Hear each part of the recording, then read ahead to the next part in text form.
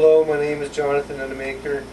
This is the Medical Reader's final project for hws314 Health and Humanities. I will be reading the parts of the Doctor and Henry. This is my wife Leah. She will be Hannah and doing voiceover for the narrator. We are short on people for the reading. My mother Norm will be reading the parts of Ivy and Inez.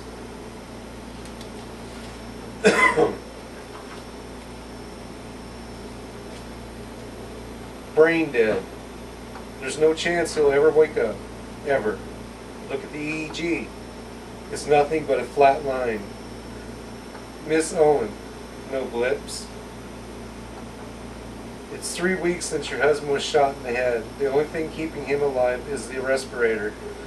I'm asking you to let us put an end to it, unplug the machinery, and let him go. Hannah stared at the doctor. Let him go where? She thought. She waited for the walls of the solarium to burst. But before we do that, we would like your permission to harvest Sam's organs for transplantation. Harvest? Like gathering wheat? Yes, that's what we call it when we take organs. It's for a good cause, and in a way your husband will live on. He will not really have died.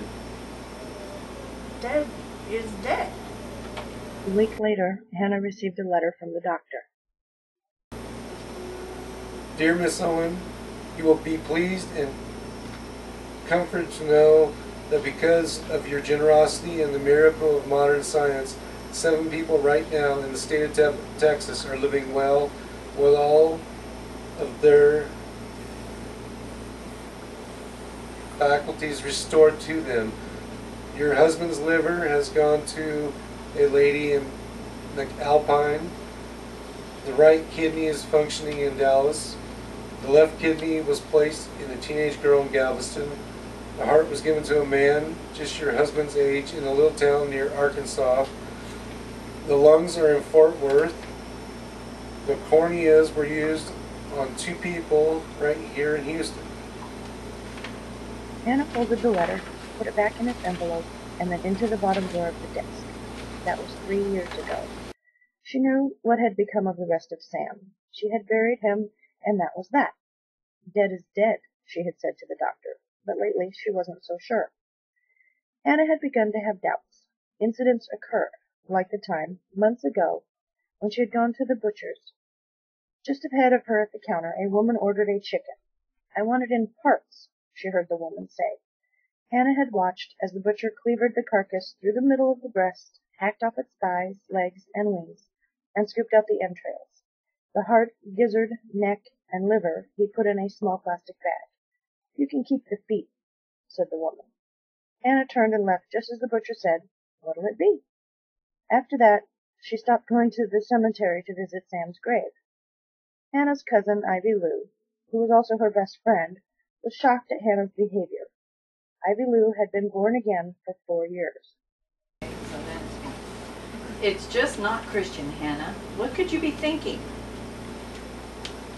It isn't even Sam in that cemetery, not by a long shot. It's just parts. The parts that nobody needed.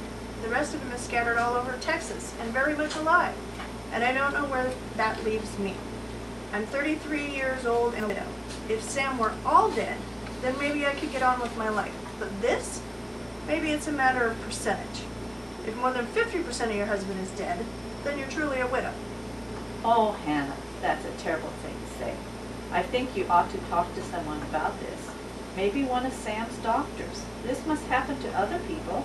Just go see someone. Ask them what they think this is all about. Think? Doctors don't think. They just do. And then they cover it all up with words like harvest, transplantation. Why don't they say what they're really doing? Dismemberment. Evisceration. Hannah, you've got to stop this. You're driving yourself crazy and you're scaring me. They make you think that you're doing the best thing, the only noble thing. And as soon as you say yes, they're gone. Hannah, it wasn't really like that, and you know it. You told me you thought Sam would have wanted it that way. And Sam. Lately I've started to resent Sam. Here I am living in a sort of limbo, and Sam's participating in 7 different lives. It's not fair, Ivy Lou. Lately, Ivy Lou had taken to bringing her lunch over to eat at Hannah's. One day, when she got there, she found Hannah standing at the kitchen window, staring into the backyard. Over the radio came the high-pitched monotone of a local preacher. The subject was the resurrection of the flesh. And it says right here in 1 Corinthians chapter 15, for the trumpet will sound and the dead will be raised imperishable. Turn that damn fool off. For goodness sakes, what's gotten into you? There's no such thing as resurrection of the flesh. Just tell me, at what stage of life are we supposed to be on the day of resurrection, so-called? Do we look as we did when we were babies? Or as we are when we die, old and wasted? And tell me this, what about Samuel Owen on your resurrection day? He is all scattered all over Texas, breathing in Fort Worth, urinating in Dallas and Galveston, digesting or whatever the liver does in McAlpine. Are they going to put him all back together again and then when resurrection day comes? Or is it just to the recipients belonging to spoils? Tell me that. Well, I don't have the least idea about any of that, but I do know that you are committing the sin of blasphemy. Hannah, I'm really worried about you. Don't you believe in God anymore? About God, I have only the merest inkling. That's all anyone can have. Hannah, oh, it's been 3 years now. You've got to accept that Sam is gone and get on with your life. I know, Ivy Lou, I know. And I think I know how I can do that. Well, it's about time. I've been so worried about you. I dreamt about Sam last night. I saw 2 men lying in narrow tables next to each other. One of them was Samuel, and I couldn't tell who the other man was. The man's chests were open, and the 2 halves raised like cellar doors. Oh, my Lord. Listen to me, Ivy Lou, please. A surgeon was there, dressed in those blue scrubs that they wear. He reached into Samuel's chest and lifted his heart out.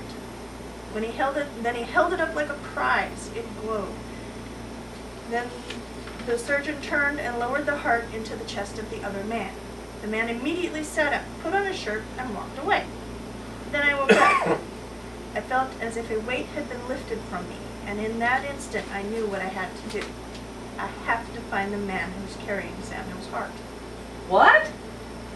I know, Ivy Lou, it seems quite mad to me at first. I asked myself, why would I do such a thing? What good would it do? The more I thought about it, the more I felt like someone whose husband has been declared missing in action. What would I do? Why? I'd do everything I could to find him, dead or alive, until I knew one way or the other. But Hannah, it's not the same thing. You know that Sam really is dead. But he's not, Ivy Lou. He's alive in 7 ways. I thought about all 7 of the transplants. The liver, the lungs are hidden away, inaccessible. The corneas don't seem right. But the heart can be listened to. A heart can be felt. That's what the dream meant, Ivy Lou. I have to follow the heart. Hannah, it's sacrilegious, like some pilgrim looking for a shrine. No, Ivy Lou, it doesn't have anything to do with religion. Then what? Do you think this man will have some words of wonder for you? Even if you find him, he'll probably call the police. Ivy Lou, listen to me. It doesn't have anything to do with advice or religion. It has to do with letting go. If I can hear Sam's heart beating in this man's chest, then I can let go of Sam. My wound will be healed. Hannah, I don't understand this, and I don't like it at all. Please try, Ivy Lou, because I need your help. My help? Whatever for? I need to get a hold of Sam's medical file. Now I know that I have the right to see it as Sam's wife, but the hospital would remove the names of the organ recipients first. They don't give those to the donor's family. However, as an insurance agent, I could view the entire file, and that's where I need your help.